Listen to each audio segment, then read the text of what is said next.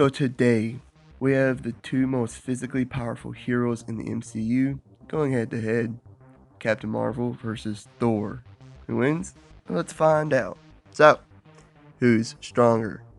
Well, Thor's overpowered Loki consistently been able to fight against the Hulk, even sending the big guy absolutely flying once, easily break out of Surtur's chains, something a large dragon was struggling to do, eventually break the Rainbow Bridge in Asgard with several hits with Mjolnir, fight evenly with an amped Malekith, and most impressively, he restarted the Forge of a Star with a little help from Rocket. But Carol destroyed Kree warships and Thanos' massive ship just by flying through them.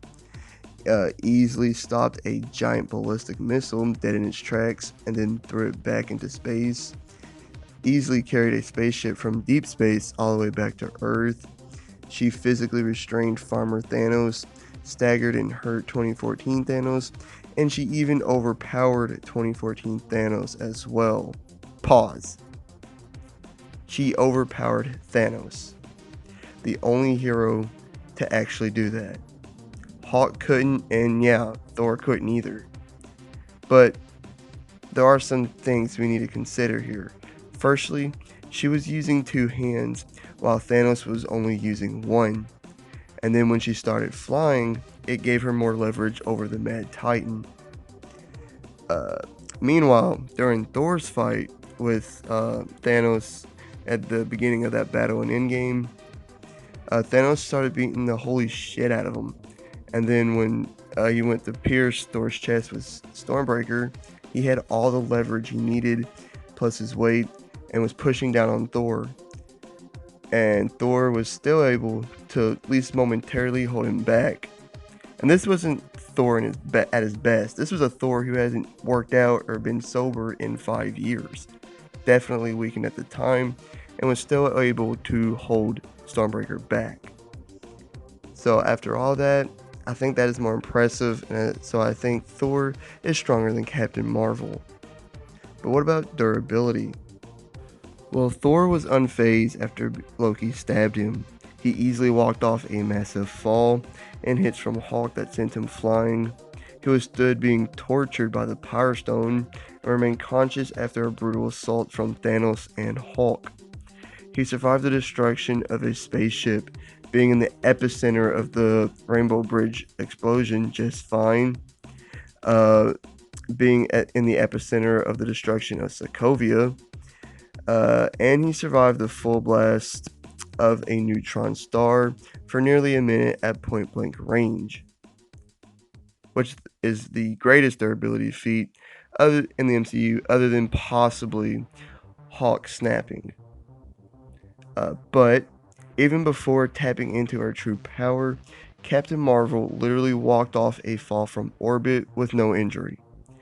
But after tapping into her true power, she's nearly invulnerable.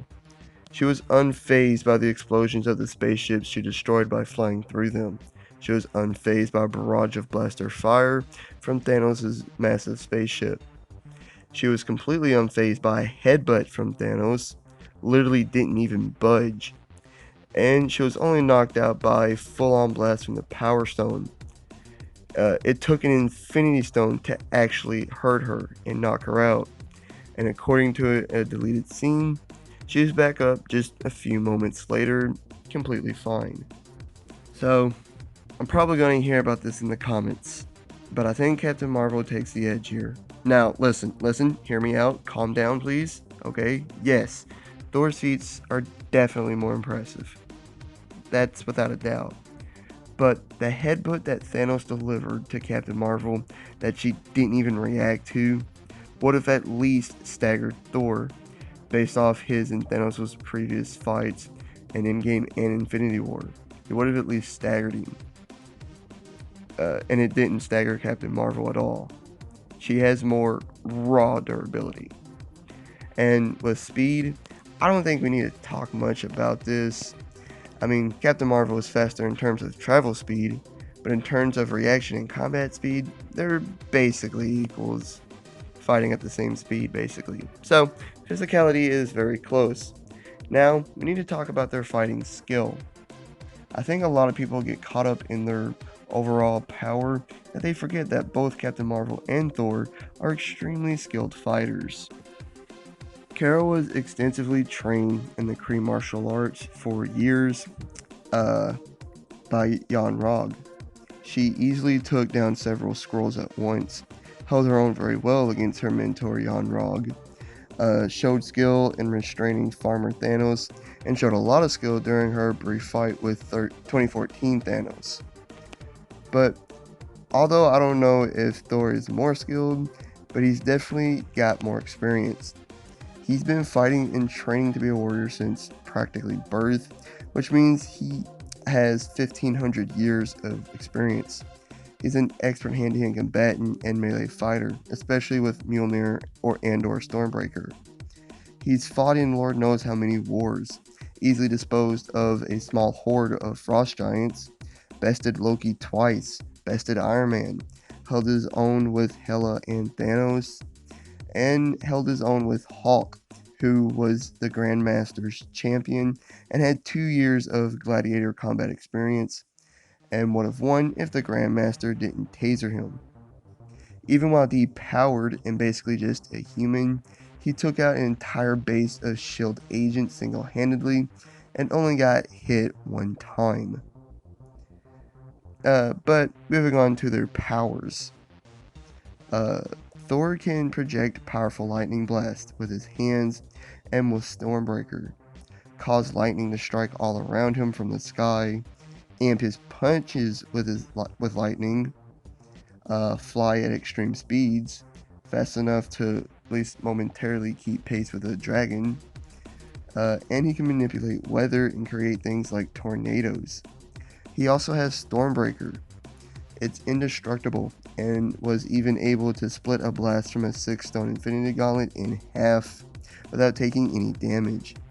It nearly killed Thanos in Infinity War, and then Thor used it to decapitate Farmer Thanos. But Captain Marvel's Photon Blast destroyed Kree spaceships, sent Jan Rogue flying 100 feet or so twice, and even hurt Thanos. She can also amp her punches with her cosmic power. So, who wins? Well, for a year, Kevin Feige told everyone who would listen that Captain Marvel was going to be the one to beat Thanos and was the most powerful hero in the MCU. And given another scenario, she might have actually beaten Thanos. And whether you like it or not, Captain Marvel gives Thor a run for his money and could even potentially win based on how they did against Thanos.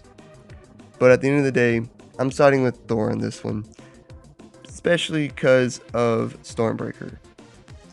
Captain Marvel has no piercing durability feats except Blaster Fire, which didn't even phase her.